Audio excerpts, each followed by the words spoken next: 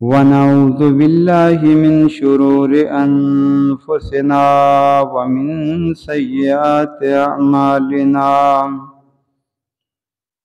من يهده الله فلا مضل له ومن يضلله فلا هادي له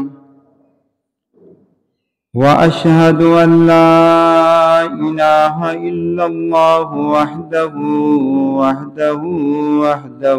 لا شريك له وأشهد أن محمدا عبده ورسوله أما بعد فإن خير الحديث كتاب الله وخير الهدي هدي محمد صلى الله تعالى عليه وسلم وشر الأمور محدثاتها وكل محدثة بدعة وكل بدعة ضلالة وكل ضلالة في النار.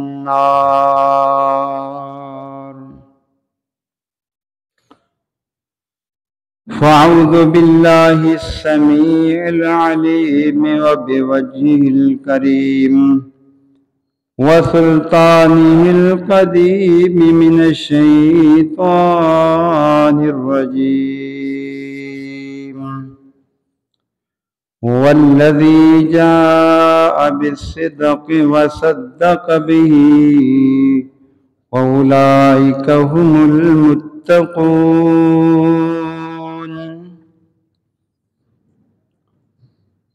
رب اشرح لي صدري ويسر لي أمري واحلل عقدة من لساني يفقه قولي. اللهم انفعنا بما علمتنا وعلمنا ما ينفعنا وزدنا علما. سبحانك لا علم لنا إلا ما علمتنا إنك أنت العليم الحكيم.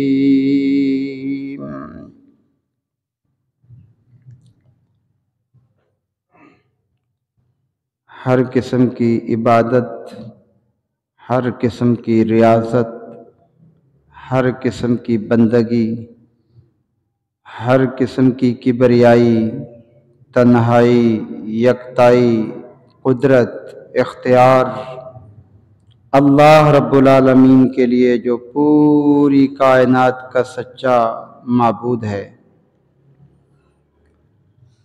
درود و سلام سید الانبیاء، امام الانبیاء، خطیب الانبیاء، والی بطحا، امام الہدا جناب محمد الرسول اللہ صلی اللہ علیہ وآلہ وسلم کی ذات گرامی پر حمد و ثنا کے بعد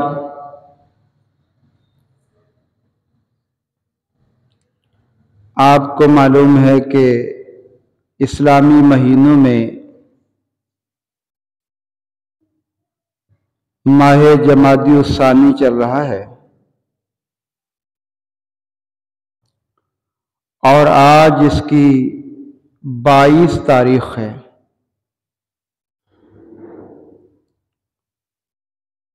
یہ 22 تاریخ اہل اسلام کے لیے بڑی اہم ہے،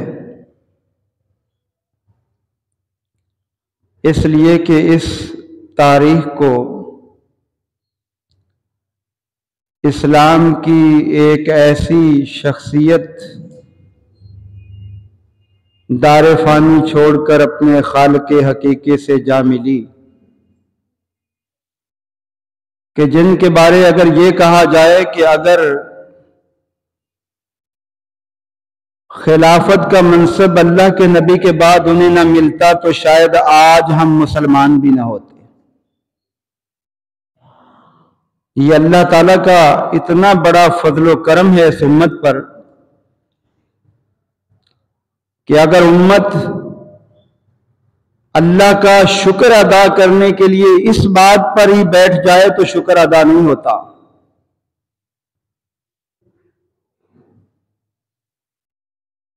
دنیا کے اندر جو انسان آتے ہیں ان کی کوشش یہ ہوتی ہے کہ دنیا میں ہمارا نام اونچا رہے، ہمارا ذکر خیر لوگوں کے اندر ہوتا رہے، اور اس کے لیے وہ خود بھی پبلسٹی کرتے ہیں، لوگوں کو بھی بتاتے ہیں، جو ذرائع ہیں استعمال کرتے ہیں، لیکن دیکھنے میں یہ آیا ہے کہ جب تک وہ زندہ رہتے ہیں نام ہوتا ہے، چلے جاتے ہیں نام مٹ جاتا ہے۔ اس لیے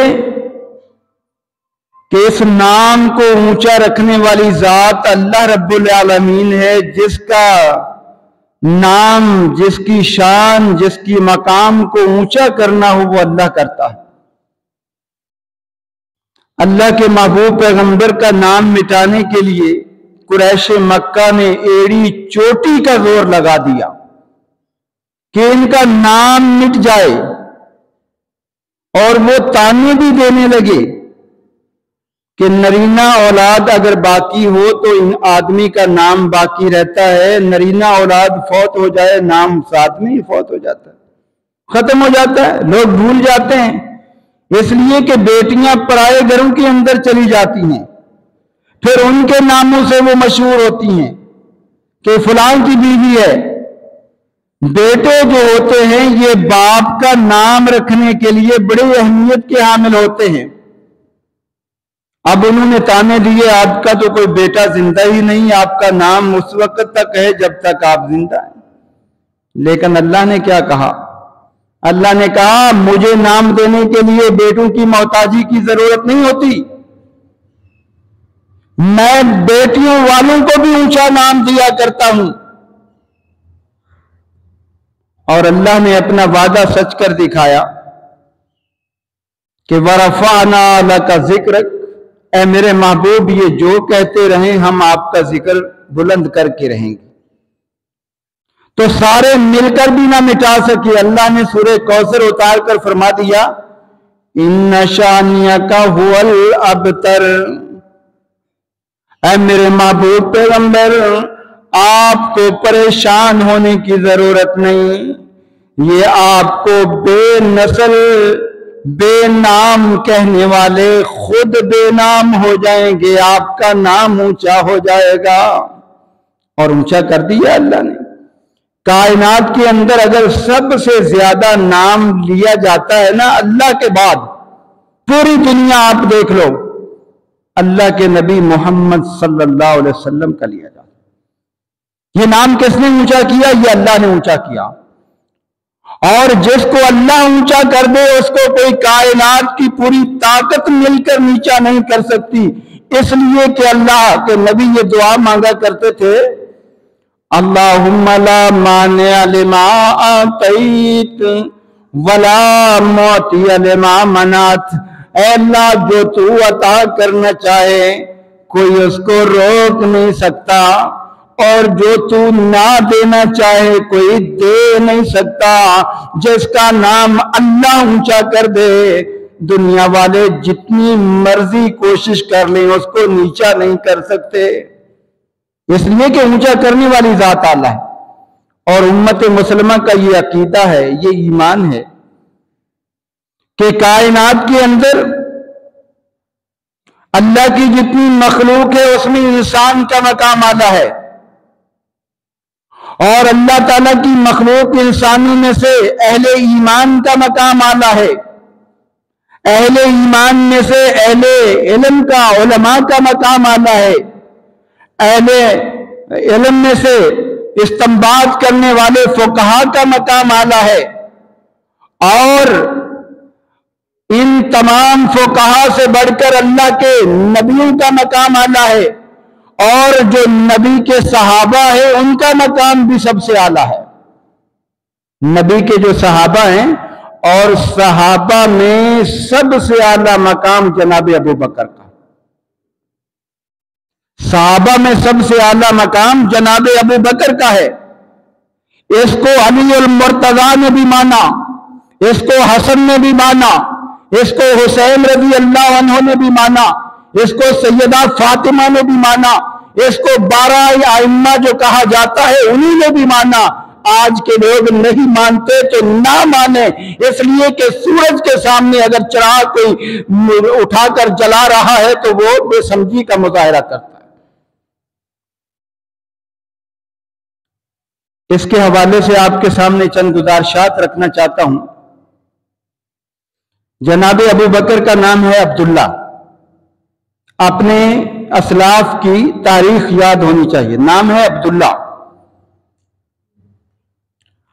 عبداللہ کا معنی ہوتا ہے اللہ کا بندہ. بڑا اللہ کو جو پیارے نام ہیں دو ہیں. حدیث میں آتا ہے کہ 2 نام اللہ کو بڑے پسندیدہ ہیں، ایک عبداللہ ایک عبد الرحمن. بڑے اللہ کو پسند ہے تو اللہ نے ان کا نام بھی بڑا پیارا رکھوایا عبداللہ. والد کا نام ہے عثمان، وہ بھی نام بڑا پیارا. والدہ کا نام ہے سلمہ. والد کی کنیت ہے ابو قحافہ، زیادہ کنیت کے اعتبار سے مشہور تھے وہ. والدہ کی کنیت ہے ام الخیر، یعنی خیر کی ماں، بلائیوں والی. اور جناب ابو بکر رضی اللہ عنہ کی کنیت ابو بکر. بکر کا معنی ہے عربی زبان کے اندر جو خیر میں سب سے آگے بڑھ جائے، نیکیوں میں سب سے آگے بڑھ جائے. اگر زمانہ جاہلیت میں بھی دیکھیں تو جناب ابو بکر نیکیاں کرنے والا بندہ، اور جب اسلام کے اندر آئے تو پھر نیکیوں میں سب سے سبقت ہو گئے. عربوں کے اندر کنیت رکھنے کا رواج تھا، اور عام طور پہ کنیت رکھی جاتی ہے بچے کے نام پر. جو بیٹا ہو اس کے نام پر، یعنی ابو فلاں کہہ دیتے. ان کی کنیت ابو الخیر. خیر کا معنی ہے بہت زیادہ نیکیاں کرنے والا، یعنی نیکیوں کا باپ بن گیا. اب نام ہی سے اگر آپ دیکھ لیں تو ان کی فضیلت واضح ہو رہی ہے. اور پھر ان کو لقب بھی ملے. ایک لقب ملا عتیق. القاب کو ہوتے ہیں جو کسی خوبی کی بنا پر دیے جاتے ہیں. ایک عتیق لقب ملا. حدیث مبارکہ میں آتا ہے ایک دن سیدہ عائشہ رضی اللہ عنہ بیان کرتی ہیں اللہ کے نبی ہمارے گھر میں تشریف لائے اور آ کر ابو بکر سے مخاطب ہوئے، کہنے لگے انت عتیق اللہ انت عتیق من النار. اے ابو بکر تو وہ شخصیت ہے کہ جس کو اللہ نے جہنم کی آگ سے محفوظ کر دیا ہے، بچا دیا ہے، آزاد کر دیا. عتیق کا معنی ہوتا ہے آزاد کرنا. تو اللہ نے آپ کو جہنم کی آگ سے آزاد کر دیا ہے. اللہ کے نبی کی زبان سے جب اللہ کی ابو بکر کے لیے یہ جملہ نکلا، اور سب سے بڑی کامیابی جہنم سے آزادی. اور بعض روایات میں آتا ہے کہ ان کی والدہ کے ہاں بچے جو پیدا ہوتے تھے فوت ہو جاتے تھے، تو وہ ایک دن کعبۃ اللہ کے پاس گئیں، جا کر دعا منگی. کہنے لگی اے اللہ ابھی جو مجھے بچہ دینا اس کو عتیق بنا دینا، یعنی وہ فوت نہ ہو، وہ زندہ رہے. اللہ نے ان کی دعا قبول کی، ابو بکر زندہ رہے اور اس کے بعد باقی بچے بھی زندہ رہے. تو کہنے کا مقصد یہ نیکیوں میں آگے بڑھنے والا، یہ بھی عتیق کا معنی ہے کہ بہت زیادہ آگے بڑھنے والا، نیکیوں کے اندر بھی بہت آگے بڑھے. تو گویا کہ اللہ کے نبی نے ان کو عتیق لقب دیا، لیکن یہ زیادہ مشہور نہیں ہے. زیادہ مشہور کون سا ہے؟ صدیق. اور صدیق لقب کب ملا؟ اللہ کے محبوب پیغمبر جب معراج پر گئے، معراج سے جب آپ واپسی تشریف لائے، اپنا معراج والا واقعہ لوگوں کے سامنے بیان کیا. لوگوں نے سن کر فوراً انکار کر دیا، کہنے لگے یہ ہو ہی نہیں سکتا کہ بندہ رات ہی رات میں بیت اللہ سے مسجد حرام جائے، مسجد حرام سے پھر پہلے آسمان پر، پھر دوسرے پر، تیسرے پر، چوتھے پر، پانچویں پر، چھٹے پر، ساتویں پر، اور پھر سدرۃ المنتہا سے آگے گزر کر اللہ سے ملاقات کر کے واپس آ جائے۔ کہنے لگے عقل نہیں مانتی، کیسے ہو سکتا ہے مختصر سے وقت میں اتنا لمبا سفر، مکہ سے لے کر فلسطین کا سفر، پھر اوپر کا۔ وہ جلدی دوڑے ہوئے آئے ابو بکر کے پاس، کہنے لگے ابو بکر ذرا یہ بتاؤ کہ ایک بندہ جو ہے وہ رات ہی رات میں مکہ سے مسجد حرام سے مسجد اقصی جائے اور مسجد اقصی سے آسمانوں کی، ساتوں آسمانوں کی سیر کر کے رات ہی رات میں واپس آ جائے، یہ عقل مانتی ہے؟ ابو بکر رضی اللہ عنہ بڑے دور اندیش شخصیت تھے، کہنے لگے بتاؤ یہ کہنے والا کون ہے، یہ بتانے والا کون ہے؟ کہنے لگے وہی جو آپ کا دوست ہے، یعنی محمد صلی اللہ علیہ وسلم۔ وہ کہہ رہا ہے، کہا اگر انہوں نے یہ بات بتائی ہے تو میں اس کی تصدیق کرتا ہوں، یہ بالکل صحیح بات ہے۔ اللہ کے نبی جو بات کہتے ہیں وہ سچی بات کہتے ہیں، آسمان سے آنے والی جو انہوں نے ہمیں بات بتائی ہم نے ان کی تصدیق کی۔ اللہ کو یہ ادا بڑی پسند آئی، اللہ نے جبرائیل امین کو بھیج دیا اور فرمایا والذی جاء بالصدق وصدق بہ اولئک هم المتقون۔ اے میرے محبوب پیغمبر بتا دیجئے وہ نبی جو اللہ کی طرف سے سچائی لے کر آیا، سچ لے کر آیا، حق لے کر آیا، اور وہ بندہ جس نے اس کی تصدیق کی کہ بالکل صحیح بات ہے اس کی، لہذا اولئک هم المتقون، یہ نبی بھی تقوی کا پیکر ہے، یہ تصدیق کرنے والا بھی متقی اور پرہیزگار ہے۔ اللہ ابو بکر کو تقوی کا سرٹیفکیٹ دے رہا ہے، اور آج کے لوگ کیا ان کے بارے باتیں کر رہے ہیں؟ ابو بکر کی صداقت کو نہ ماننا قرآن کا انکار ہے، اور قرآن کا انکار جو ہے کل قیامت کے دن یہ قرآن بندے کو کھینچ کر جہنم کے اندر لے جائے گا۔ اللہ کے نبی فرمایا کرتے تھے قیامت کے دن میں لوگوں کی سفارش کروں گا، میں انہیں جو ہے وہ شفاعت کر کے ان کے گناہ بخشوا کر جنت میں لے جاؤں گا، اللہ میری شفاعت قبول بھی کرے گا، میں سب کو لے کر جاؤں گا، لیکن آخر میں جا کے الا من حبسہ القرآن، ان لوگوں کو میں جنت میں نہیں لے جا سکوں گا جن کے خلاف قرآن کھڑا ہو گیا۔ قرآن کہے گا اس کو جنت میں نہیں لے جانا، یہ مانتا نہیں تھا۔ تو اس لیے ابو بکر رضی اللہ عنہ کے بارے اپنا عقیدہ درست کرنا چاہیے، اولئک هم المتقون۔ آپ جانتے ہیں کہ جب سے انہوں نے اسلام قبول کیا، پھر اسلام کے لیے اپنی ہر چیز کو پیش کر دیا، جتنی قربانیاں انہوں نے دیں کسی اور کو یہ سعادت نہیں ملی، کسی اور کو۔ حالانکہ صحابہ میں بڑے بڑے صحابہ ہیں، عمر فاروق بڑے صحابی ہیں، عثمان بڑے صحابی ہیں، اور علی المرتضیٰ کا بڑا اعلیٰ مقام ہے، اور بڑے بڑے صحابہ ہیں، لیکن جو مقام ان کو ملا ہے، ان کے بارے صحابہ کا موقف یہ تھا کہ افضل بعد الانبیاء، انبیاء کے بعد جو سب سے افضل ترین اگر کوئی شخصیت ہے تو وہ جناب ابو بکر کی ہے، افضل ترین۔ اور جس کو اللہ افضل بنا دے پھر کون اس کے مقام کو کم کر سکتا ہے؟ کوئی نہیں کر سکتا۔ اور اللہ نے ہر جگہ مقام دیا، مرتبہ دیا۔ سب سے پہلے جب اللہ کے نبی نے اسلام کی دعوت دی تو جناب ابو بکر نے لبیک کہا۔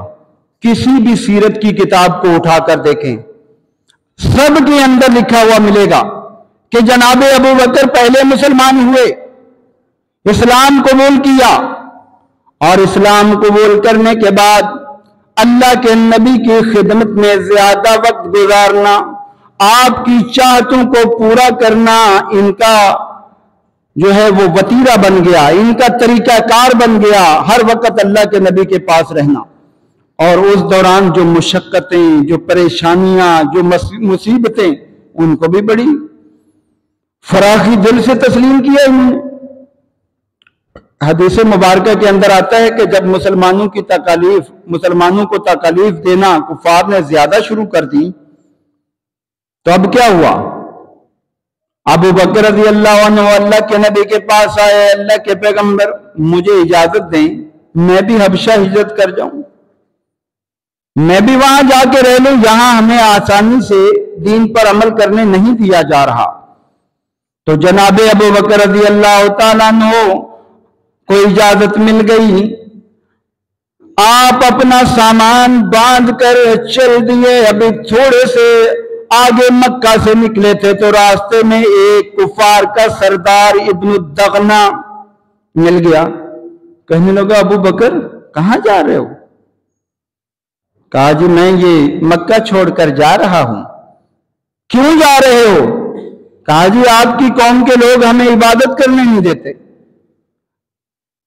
اور جو ہے تکالیف پہنچاتے ہیں، لہذا اس لیے جا رہے ہیں، اور کوئی مسئلہ نہیں۔ کہا نہیں، میں ایک سردار ہوں، آپ میرے ساتھ چلیے، میں آپ کو امان دیتا ہوں، میں پناہ دیتا ہوں، آپ جائیے، جا کے اپنی آزادی کے ساتھ عبادت کیجئے۔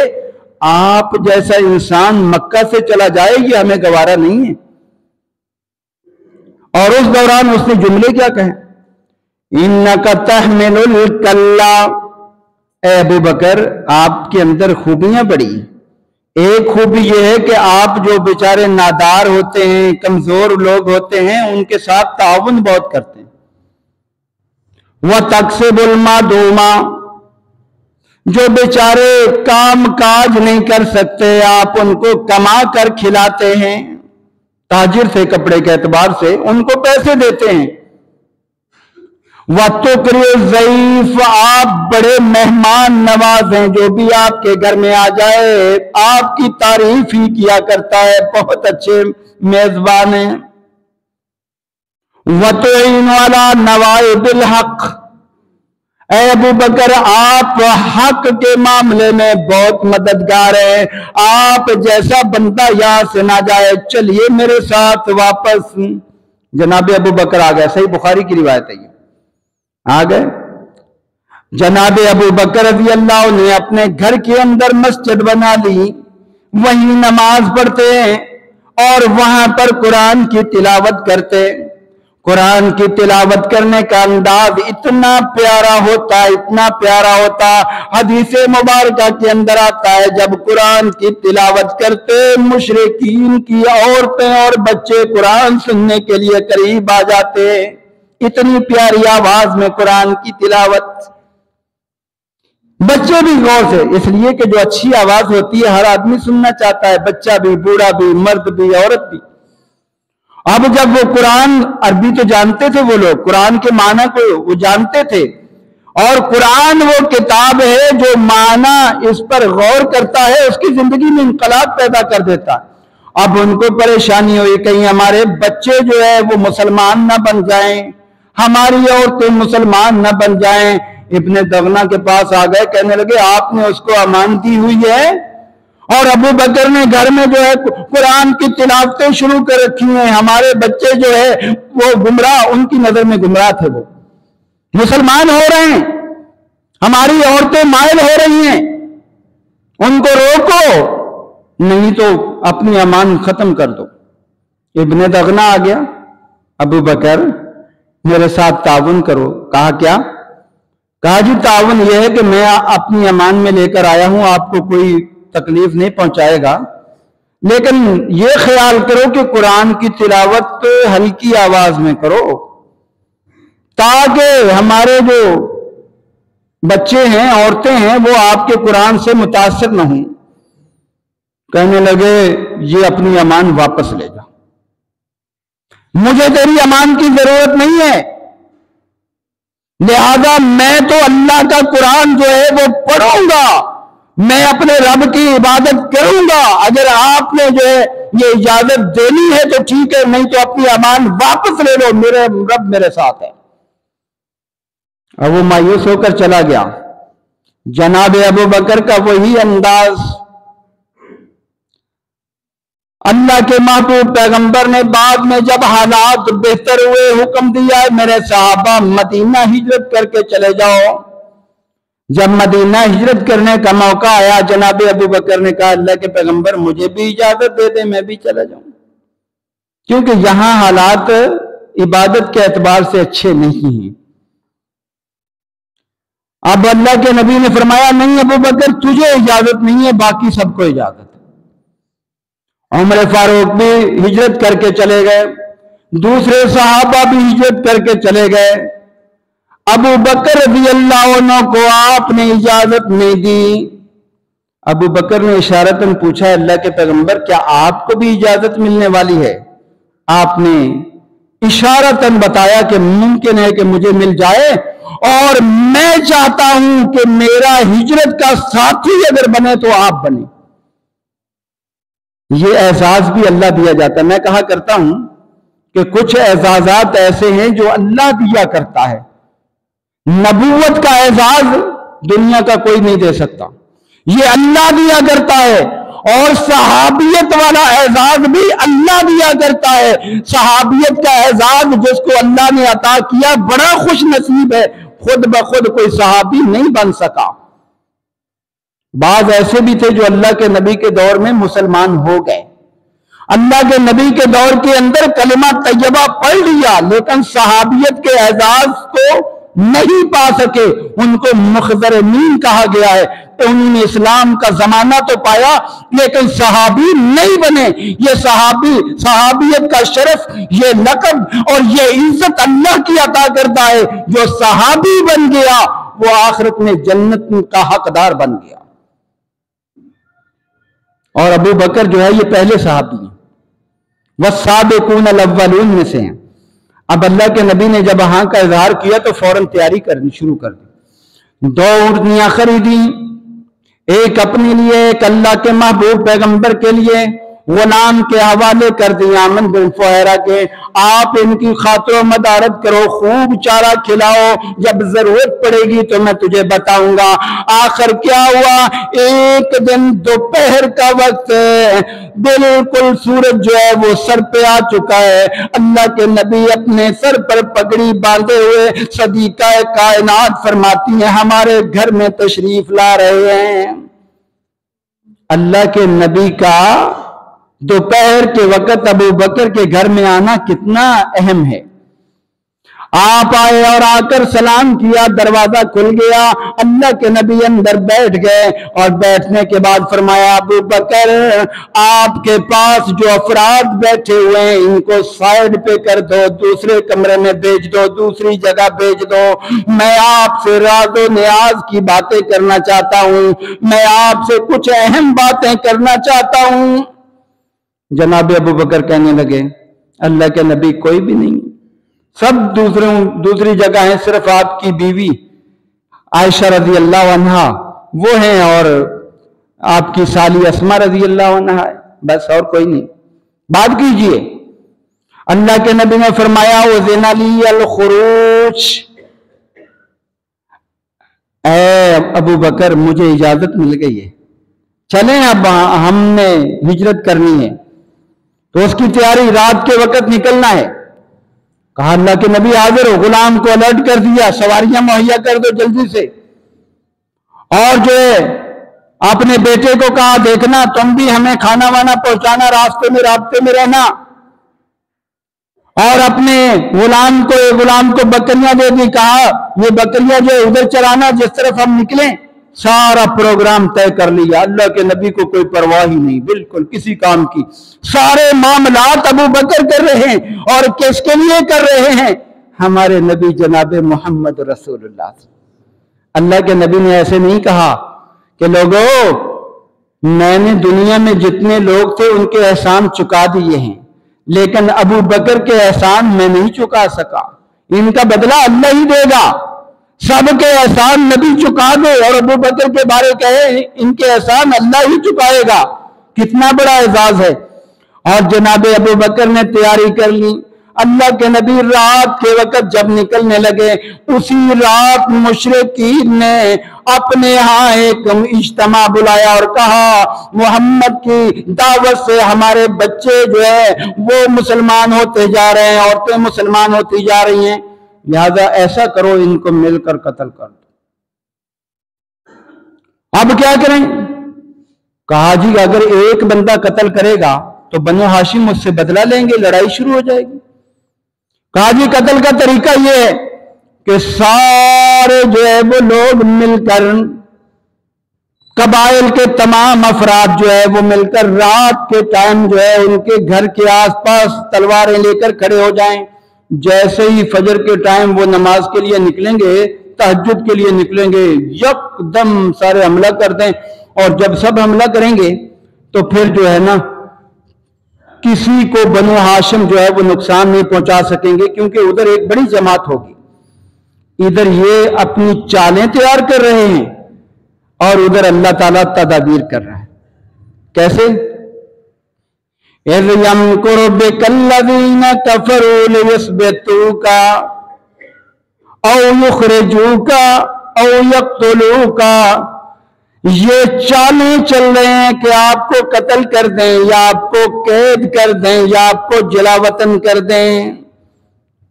وَيَمْكُرُونَ وَيَمْكُرُ اللَّهُ، یہ اپنی چالیں چل رہے ہیں، اللہ اپنی تدابیر اختیار کر رہا ہے، یہ آپ کو نقصان نہیں پہنچا سکیں گے۔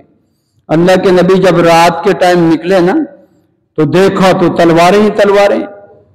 آپ نے سورہ یاسین کی ابتدائی آیات پڑھی اور ایسے مٹی لے کر ان کی طرف پھینکی، سب کی آنکھوں کے اندر مٹی، وہ آنکھیں مرنے لگ گئے اور اللہ کے نبی بحفاظت نکل گئے۔ اور جناب ابو بکر کے گھر آئے، وہاں سواریوں پہ بیٹھے روانہ ہو گئے، آگے غار ثور پہ پہنچے اور غار ثور کے اندر ابو بکر کو بہت بڑا احساس ملا۔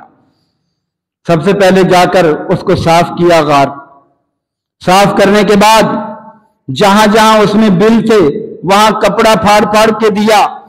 ایک بل جو ہے وہ رہ گیا، اس کے اندر جو ہے وہ کپڑا نہیں تھا، وہ بچ گیا، اس کے اندر اپنی ایڑی رکھ لی کہ کہیں سے یہاں کوئی موذی چیز باہر نکل کے اللہ کے نبی کو نقصان نہ پہنچائے، اور پھر وہاں پر ایڑی رکھ کر کہنے لگے اللہ کے پیغمبر تشریف لائے، آپ تشریف لائے۔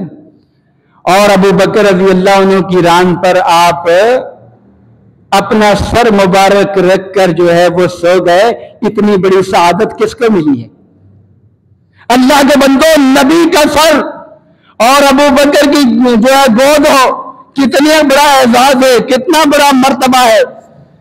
اور پھر اللہ کے نبی آرام فرما رہے ہیں، اتنے میں ایک جو ہے وہ موذی چیز نے ان کو ڈس لیا، لیکن ابو بکر نے اپنی ٹانگ نہیں ہلائی اللہ کے نبی کی خاطر۔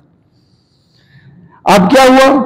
جب ٹانگ نہیں ہلائی تو پھر آنکھوں سے آنسو جاری ہوئے، اللہ کے نبی کے اوپر آنسو جب گرے فوراً اٹھے، ابو بکر کیا ہوا؟ کہا جی مجھے کسی موذی چیز نے ڈس لیا ہے۔ آپ نے اپنا لعاب مبارک جو ہے اس پہ لگا دیا۔ ابو بکر کہہ رہے ہیں کہ مجھے ایسا ہو گیا کہ جیسے کبھی تکلیف ہوئی ہی نہیں تھی۔ سبحان اللہ۔ آج لوگ علی المرتضیٰ کو فضیلت دیتے ہیں، کس بار؟ جی اللہ کے نبی نے ان کی آنکھوں میں لعاب لگایا تھا، تو وہ بہت بڑی فضیلت ہے۔ اللہ کے بندو، جس نبی نے علی کی آنکھوں پہ لعاب لگایا وہ ٹھیک ہو گئے۔ ہم بھی مانتے ہیں علی ہمارے لیے بھی قابل احترام ہے، لیکن ادھر بھی تو پاؤں پہ لگایا تو وہ بھی تو ٹھیک ہو گئے۔ سوچئے، تدبر کیجئے اس معاملے میں۔ اور اللہ کے محبوب پیغمبر وہاں رہے، پھر آگے سفر کے اندر بھی یہ ساتھ رہے، اور جب مدینہ آئے پھر تو قربانیوں کے انبار لگا دیے، جو بھی اللہ کے نبی نے حکم دیا اس کی تعمیل کی، اور اللہ کے نبی کے مصلی پر 17 نمازیں جناب ابو بکر کو پڑھانے کا شرف حاصل ہوا۔ 17 نمازیں۔ ایک صحیح بخاری میں آتا ہے ایک مرتبہ تو ایسا بھی ہوا، بنو عوف قبیلے میں کچھ اختلاف ہو گیا، آپ وہ جو ہے وہ اختلاف ختم کرنے کے لیے چلے گئے اور بلال کو کہا بلال جب نماز کا وقت ہو اذان دینا، اور اذان کے بعد امامت کے لیے کسی اور کو نہیں ابو بکر کو کھڑا کرنا۔ اللہ کے نبی تاکید کر کے گئے. علی المرتضیٰ موجود تھے, عباس موجود تھے, سارے صحابہ موجود تھے. کہا ابو بکر کو کھڑا کرنا, کھڑا کر دیا. نماز کا ٹائم ہو گیا, جماعت ہوئی. جب اللہ کے نبی تشریف لائے, نماز جاری ہے اور ابو بکر رضی اللہ عنہ نماز پڑھا رہے ہیں. اب نماز پڑھانے کے دوران جب اللہ کے نبی آئے, صحابہ کو پتا چلا, انہوں نے تالیاں بجانا شروع کر دی. تالیاں بجانا تاکہ ابو بکر کو پتا چل جائے اللہ کے نبی تشریف لے آئے. لیکن ابو بکر نماز کے اندر اس قدر انہماک رکھتے تھے, اس قدر خضوع خشوع تھا, کوئی پتہ ہی نہ چلا کہ تالیاں بج رہی ہیں. جب زیادہ بجیں تو پھر محسوس ہوا اور انہوں نے سمجھ لیا اللہ کے نبی آ گئے. اب اللہ کے نبی آگے بڑھتے بڑھتے پہلی صف میں آ گئے. جب پہلی صف میں آئے, ابو بکر نے پیچھے ہٹنا چاہا, آپ نے اشارہ کیا وہیں کھڑے رہو, لیکن وہ اشارہ نہ سمجھے, پیچھے ہٹ گئے. اللہ کے نبی نے نماز پڑھائی. نماز کے بعد آپ نے فرمایا, ابو بکر جب میں نے تمہیں کہا تھا کہ کھڑے ہو کر نماز پڑھاؤ تو کیوں پیچھے ہٹ گئے, کیوں آپ جو ہے مصلی چھوڑ کر پیچھے آ گئے؟ تو ابو بکر کے بڑے پیارے جملے تھے. کہنے لگے, اللہ کے محبوب پیغمبر ابو بکر کو یہ زیب ہی نہیں دیتا, ابو بکر کے لیے یہ لائق ہی نہیں کہ اللہ کا نبی موجود ہو اور ابو بکر ان کی جگہ مصلی پہ کھڑا ہو کر نماز پڑھائے, یہ نہیں ہو سکتا. لہذا میں اس لیے پیچھے ہٹ گیا. اور پھر آخری مرض الموت جو ہوئی اس میں بھی ابو بکر کو حکم دیا کہ آپ نماز پڑھائیں. آخر میں جا کے اللہ کے پیغمبر نے بیٹھ کر نماز پڑھائی. ابو بکر جو ہے آپ کے نائب بنے اور پھر امت کو جو ہے وہ انہوں نے نماز پڑھائی. آخری نمازیں ایسے گزری. جو اتنی عظمت والا انسان ہے, آج ہم اس کے بارے کس طرح کا عقیدہ رکھتے؟ سوچئے تو صحیح. جس کی قرآن تعریف کرے, جس کی نبی تعریف کرے, اور ہم مسلمان اسی قرآن کو ماننے والے, اسی نبی کو ماننے والے, اور ہم ان کے بارے کوئی طعن و تشنیع کریں, یہ ہمیں زیب نہیں دیتا, زیب نہیں دیتا. ہر خوبی جو بھی اگر دیکھیں گے تو ان کے اندر خوبیوں کا انبار لگا ہوا تھا. ایک دن اللہ کے نبی نے صحابہ سے فرمایا, من اصبح منکم اليوم صائما, آج کون بندہ ہے کہ جس نے روزہ رکھا ہوا ہو؟ ابو بکر کہنے لگے, آنا یا رسول اللہ. پھر سوال کیا, کون ہے جس نے کسی جنازے میں شرکت کی ہو؟ ابو بکر کہنے لگے, میں نے. آج کون ہے جس نے کسی مسکین کو کھانا کھلایا؟ ابو بکر کہنے لگے, جی میں نے. آپ نے فرمایا, جس بندے کے اندر یہ خوبیاں پائی گئیں, کل قیامت کے دن جنت کے 8 دروازے اس کے لیے کھول دیے جائیں گے. جناب ابو بکر جنت کے دروازوں. اور ایک مرتبہ آپ نے فرمایا ہے, لوگوں قیامت کے دن جب بندے آئیں گے اپنے اعمال کے مطابق اللہ کے ہاں پیش کیے جائیں گے. جو زیادہ روزے دار ہوگا وہ جو ہے باب الریحان سے بلایا جائے گا, جو زیادہ نمازیں پڑھتا ہوگا وہ باب الصلاۃ سے بلایا جائے گا, جو زیادہ جہاد کرتا ہوگا وہ باب الجہاد سے بلایا جائے گا. غرض کہ جنت کے ہر دروازے سے اس بندے کو بلایا جائے گا جو زیادہ عمل کیا کرتا تھا. تو ابو بکر کہنے لگے, اے اللہ کے پیغمبر, کوئی ایسا خوش نصیب بھی ہوگا جس کو جنت کے سارے دروازوں سے بلایا جائے. داخل تو ایک میں ہی ہونا ہے, لیکن آواز سب سے آئے, ہماری طرف آؤ, ہماری طرف آؤ, ایک دروازے سے جنت میں چلے جاؤ. اللہ کے نبی نے فرمایا, ابو بکر وہ تو ہی ہے. سبحان اللہ. اے ابو بکر وہ تو ہی ہے جس کو جنت کا ہر دروازہ یاد کر رہا ہو اور جس کے لیے جنت کے سارے دروازے مشتاق ہوں, میرے اندر سے داخل ہو جا. وہ کتنا خوش نصیب ہوگا. اللہ کے بندو, ان کی تعریف کرنا بھی ہمارے لیے ایمان کا حصہ ہے. اس لیے کہ قرآن میں اللہ نے ان کی تعریف کی, ان کی تعریف کرنا بھی ہمارے لیے ایمان کا حصہ ہے. اس لیے کہ ہمارے نبی نے ان کی تعریف کی. اور جب عمر بن عاص رضی اللہ عنہ غزوہ سلاسل سے واپس آئے، آ کر جو ہے بڑی کامیابی پا کر آئے تھے اور بڑی جنگ جو ہے اس کے اندر کامیاب ہوئے تھے، آ کر انہوں نے سمجھا آج مجھے بڑا مقام ملے گا، بڑی عزت ملے گی، میں لوگوں میں فضیلت والا بن گیا ہوں گا، اور آ کر سوال کر لیا من احب الناس الیک یا رسول اللہ، کون آپ میں سے آپ کے نزدیک پسندیدہ ہے، سب سے زیادہ آپ کو محبوب کون ہے؟ آپ نے فرمایا ابو بکر۔ وہ حیران ہو گئے، پھر کون؟ کہا جی عمر۔ پھر کون جی؟ کہا جی عثمان۔ کہنے لگے میں نے آگے سوالات ہی بند کر دیے، میں نے کہا میرا نمبر تو بہت پیچھے چلا جائے گا۔ تو جس کو اللہ نے آگے کیا ہو اس کو کوئی دنیا کا شخص پیچھے نہیں کر سکتا، اور ان کے کارنامے اللہ کے نبی کے دور میں کوئی پوشیدہ نہیں ہے۔ غزوہ تبوک کے موقع پر انہوں نے اپنے گھر کا سارا سامان لا کے اللہ کے نبی کی خدمت میں پیش کیا، اور جناب عمر نے گھر کا آدھا سامان پیش کیا اور سمجھ رہے تھے کہ آج میں آگے بڑھ جاؤں گا۔ لیکن جب ابو بکر کے بارے سنا، آپ نے پوچھا ابو بکر کیا چھوڑ کے آئے ہو؟ کہنے لگے اللہ اور اس کے رسول کا نام چھوڑ کے آیا اور کچھ نہیں۔ بعض روایات میں آتا ہے کہ اس جنگ کے اندر اتنا زیادہ کوشش کی کہ ہاتھ مار مار کر دیکھ رہے ہیں بیٹی نے دیوار پر، بیٹی نے پوچھا ابو جان کیا تلاش کر رہے ہیں؟ کہنے لگے یہاں پر ایک میں نے سوئی جو ہے وہ رکھی تھی، میں چاہتا ہوں یہ سوئی بھی اللہ کی راہ میں قربان کر دو۔ اللہ کے بندو ایسی قربانی کس نے دی ہے؟ مجھے دکھاؤ، تاریخ کے اندر دکھاؤ کسی کو، کسی نبی کو ایسا صحابی ملا ہو، ایسا امتی ملا ہو جو ابو بکر جیسا ہو۔ پورے آدم علیہ السلام سے لے کر جاؤ ساری ہسٹری پڑھ لو، اگر ایسا صحابی کسی کو ملا ہو تو دکھاؤ، نہیں ملا۔ اسی لیے اللہ کے نبی ان کی تعریف بار بار کیا کرتے تھے۔ اور جب آپ کی آخری اوقات تھے اس دوران آپ نے جب نمازوں کا حکم دیا تو ازواج مطہرات میں سے بعض کہنے لگیں ابو بکر جو ہے نا وہ بڑے رقیق القلب ہیں، نرم دل ہے، کہیں ایسا نہ ہو کہ وہ نماز صحیح نہ پڑھا سکے، عمر سے کہو وہ نماز پڑھائیں۔ آپ نے فرمایا نہیں، ہم تمنا سوائد با یوسف، تم یوسف علیہ السلام کی عورتوں کی طرح جو ہے میرے ساتھ کر رہی ہو؟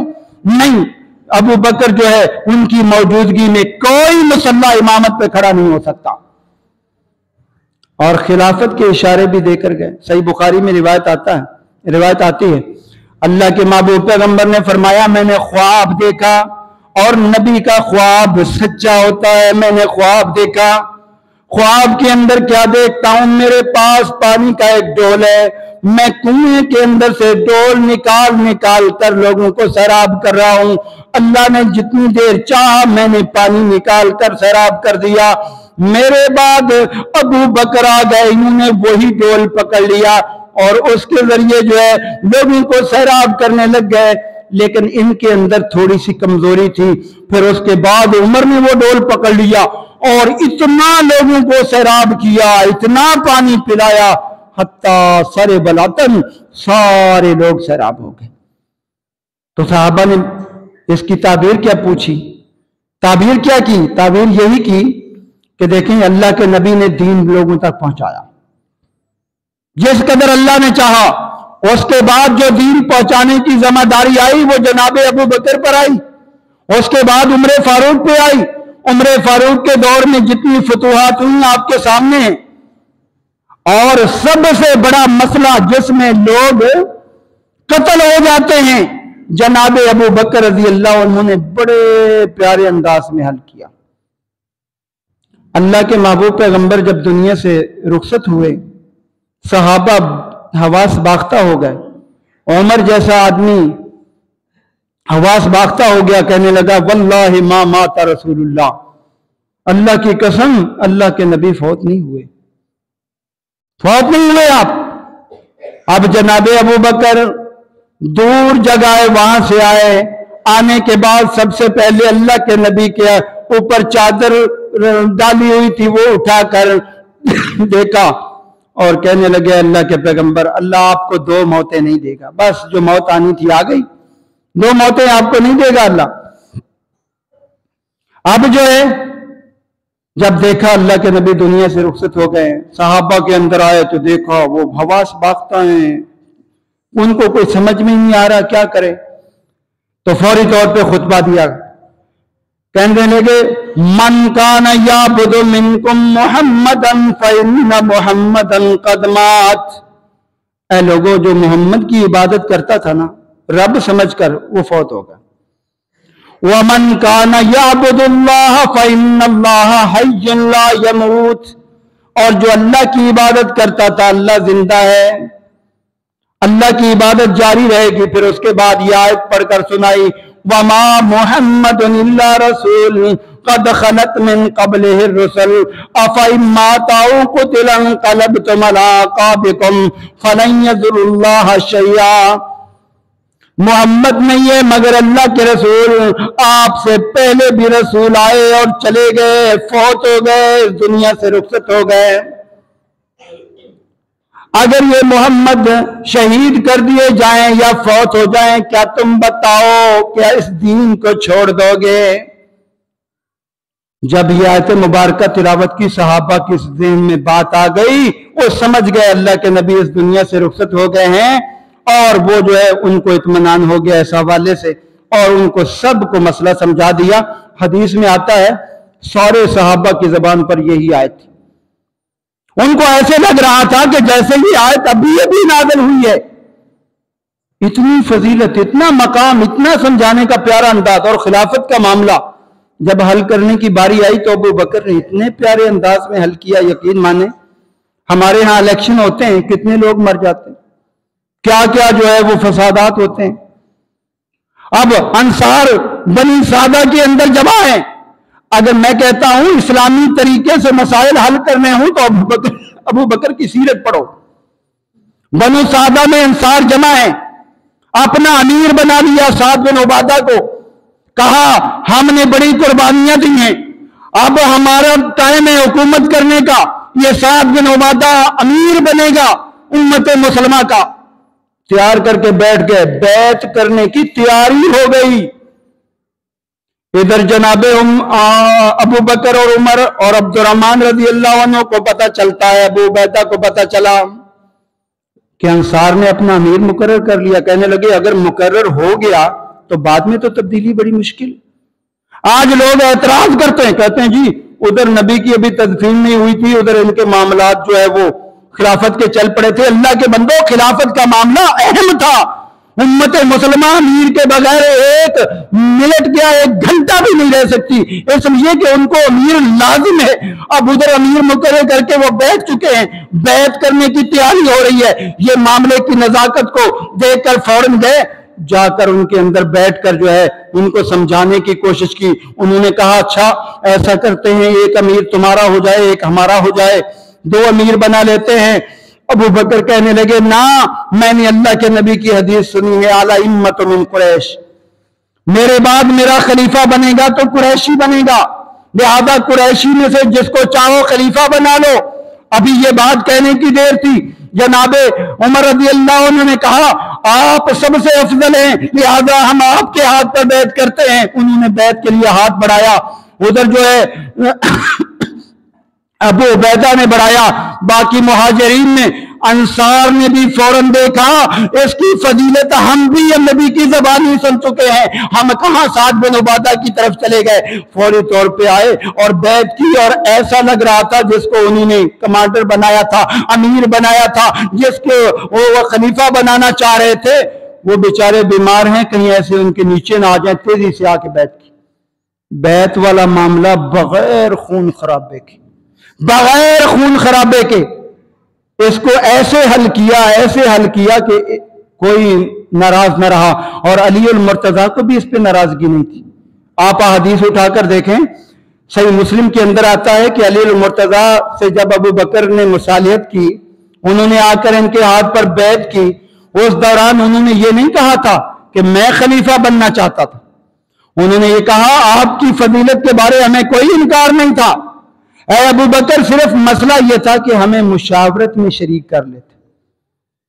تو انہوں نے پھر اس کا جو ہے وہ عذر بھی پیش کیا، غرض کہ جب خلافت کا معاملہ سنبھالا تو کتنے پرکٹھن حالات تھے۔ یقین مانیے اللہ کے نبی کے رخصت ہونے کی خبر پھیلتے ہی بہت سے لوگ مرتد ہو گئے، ہم نہیں مانتے، ہم مسلمان ہی نہیں رہیں گے. وہ سمجھے کہ جب تک نبی ہے تب تک یہ دین ہے، اس کے بعد ختم ہو جائے گا. اور کچھ لوگوں نے کہا ہم زکوٰۃ نہیں دیں گے. اسلام کا ایک ستون جو ہے اس کو گرا دیا انہوں نے. دیکھو اسلام کی بنیاد 5 ستونوں پر ہے. آپ کوئی بھی عمارت بنائیں، اس کے 4 ستون جو ہے وہ آپ بنا لیں اور 5واں نہ بنائے تو عمارت گر سکتی ہے، وہ صحیح نہیں رہ سکتی. انہوں نے ایک ستون کا انکار کر دیا. اور تیسری طرف جو ہے 4 نبوت کے دعوے دار کھڑے ہو گئے، ہم بھی نبی ہیں، ہم بھی نبی ہیں. اور ایک طرف اللہ کے نبی نے اسامہ کا لشکر تیار کیا تھا، جو رومی جو ہے مسلمانوں پر حملہ کرنے کے لیے تیار تھے. اس وقت کی طاقت مسلمانوں پر حملہ کرنے کے لیے تیار. آپ غور کیجئے معاملات کتنے کٹھن ہیں اور کتنی جرت کے ساتھ ابو بکر نے ان کا حل کیا. میں کہتا ہوں آج کے حکمران ہوتے نا تو کبھی بھی معاملات حل نہ کر سکتے. یہ تو آسان معاملات حل نہیں کر سکتے. ابو بکر کو اللہ نے بڑی صلاحیت دی. سب سے پہلے انہوں نے لشکر اسامہ کو بھیجا جو اس دور کی بڑی طاقت قیصر سے لڑنے جا رہا تھا. قیصر ایسے تھا جیسے آج کا امریکہ ہے، ایسے تھا جیسے آج کا امریکہ ہے. اور وہاں انہوں نے وہ بھیجا لشکر، جاؤ اسامہ، لیکن ایک درخواست ہے کہ عمر کو اس میں سے میرے پاس چھوڑ جاؤ، یہ میرے مشیر ہیں. اس کو کم کیا، باقی کہا جاؤ. اب وہ لشکر ادھر جا رہا ہے، ادھر جو ہے جو باقی فوج ہے کہا یہ جو مرتد ہوئے ہیں ان کے خلاف جہاد کرنا ہے. عمر رضی اللہ عنہ کہنے لگے یہ مانعین زکوٰۃ جو ہے ان سے بھی جہاد کرنا ہے. عمر کہنے لگے ابو بکر معاملات دیکھو تو صحیح، فوجیں کہاں ہیں ہمارے پاس، وسائل کہاں ہیں ہمارے پاس، اور آپ جو ہے دیکھو ایک لشکر اسامہ ادھر بھیج دیا اور ادھر جو ہے معاملات اتنے گمبھیر ہیں. کہنے لگے میں جو ہے ان کے ساتھ جہاد کروں گا جب تک یہ سیدھی راہ پہ نہ آ جائیں. میں زکوٰۃ لے کر رہوں گا جو اللہ کے نبی کے دور میں دیا کرتے تھے. انہوں نے ان سے بھی جہاد کیا، ان سے بھی جہاد کیا، اور جب ان سے جہاد کیا فوراً جو ہے دائرہ اسلام میں داخل ہوئے اور زکوٰۃ نہ دینے والے زکوٰۃ دینے والے بن گئے. اور جو دعوے دار تھے نبوت کے ان کی طرف بھی لشکر بھیج دے، فلاں کی طرف تم جاؤ، فلاں کی طرف تم جاؤ. اور جتنے زیادہ نبوت کے لیے صحابہ شہید ہوئے ہیں نبی کی ختم نبوت کے لیے، اتنے صحابہ اور کسی جنگ میں شہید نہیں ہوئے. سارے معاملات انہوں نے آسن طریقے سے مسلمہ قذاب کو ختم کیا، اسود انسی کو ختم کیا، طلحہ کو ختم کیا، ٹھیک ہے، اور ایک عورت سجا نامی تھی اس کو ختم کیا. یہ ساری سازشیں ختم کر کے اس بوڑھے ابو بکر نے خلافت کے معاملات کو ایسا بنا دیا کہ آگے عمر کو فتوحات میں کوئی مشکل پیدا نہیں ہوئی. اور سب سے بڑا کارنامہ ان کا کیا تھا؟ قرآن کو جمع کر کے ہمارے لیے تیار کر دی. یہ قرآن جو ہم پڑھتے ہیں نا آج، جو ہم سب مسلمانوں کے گھروں کے اندر ہے، یہ کس نے تیار کیا ہے؟ کبھی سوچا ہے میں نے اور آپ نے؟ جنگ یمامہ کے اندر جب صحابہ کثیر تعداد میں شہید ہوئے تو اس دوران صحابہ نے مشورہ دیا کہ بھائی قرآن جمع ہونا چاہیے. ابو بکر انہوں نے زید رضی اللہ عنہ کی ذمہ داری لگائی. یہ قرآن سارا جو سینوں کے اندر تھا، جو تختیوں میں تھا، سارا جمع کیا گیا. اور جمع کرنے کے بعد جو ہے نا ایک گتے کی صورت میں یعنی اس کو جو ہے اکٹھا کر دیا گیا تاکہ امت مسلمہ کو یہ نعمت ملے. آج امت مسلمہ اگر اس نعمت کو ہی یاد کر لے تو ابو بکر کی کبھی برائی نہ کرے.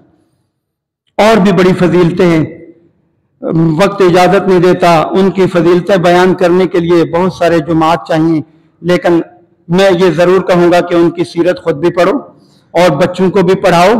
وہ شخصیات ایسی تھیں کہ جنہوں نے حقیقی طور پر اسلام کی خدمت کی اور اللہ کے نبی ان کو جنت کی بشارت ایک نہیں بہت مرتبہ جنت کی بشارتیں دے کر گئے. ان کے بارے کبھی ہرزہ سرائی نہ کریں، اس لیے کہ ان پر ہرزہ سرائی اللہ پر اعتراض ہے، اللہ کے نبی پر اعتراض ہے، قرآن پر اعتراض ہے. اور جو ہرزہ سرائی کرے گا قیامت کے دن اس کو اس کی جو ہے وہ سزا مل کر رہے گی. اللہ تعالیٰ سے دعا ہے کہ اللہ تعالیٰ ہم سب کو اپنے نبی کے صحابہ کی عزت و تکریم کرنے کی توفیق دے، اور اللہ کے نبی نے جو ان کی بشارتیں اور خوشخبریاں بیان کی ہیں ان کو اپنے ذہن کے اندر بٹھانے کی توفیق دے، اور اللہ جو کمی اور کمزوری ہے ہمارے اندر وہ دور فرما دے۔ وہ صحابی جو ہے نا اسی 22 تاریخ کو اللہ کو پیارے ہو گئے تھے، بخار ہوا، سردی لگی، بخار ہوا، اور اپنا جانشین عمر کو بنا کر وہ بیچارے اللہ کے پاس چلے گئے۔ اتنی سادگی تھی ان کے اندر کہ یقین مانیے گاندھی بھی جو ہے یہ کہنے پہ مجبور ہو گیا، اگر حکمرانی کی سادگی کی مثال دینی ہے نا تو پوری ہسٹری کے اندر اگر سادہ ترین حکمران ملیں گے تو وہ ابو بکر اور عمر ملیں گے، اس کے علاوہ کوئی سادہ نہیں ملے گا آپ کو اتنا۔ اللہ تعالیٰ سے دعا ہے اللہ تعالیٰ ہمیں ان کی عزت و تکریم کی توفیق دے، اور اللہ تعالیٰ ہم سب کو ان کے بارے میں جو بغض عداوت ہے اللہ ذہنوں سے نکال کر صاف عقیدہ بنانے کی توفیق عطا فرمائے۔ وآخر دعوانا الحمدللہ۔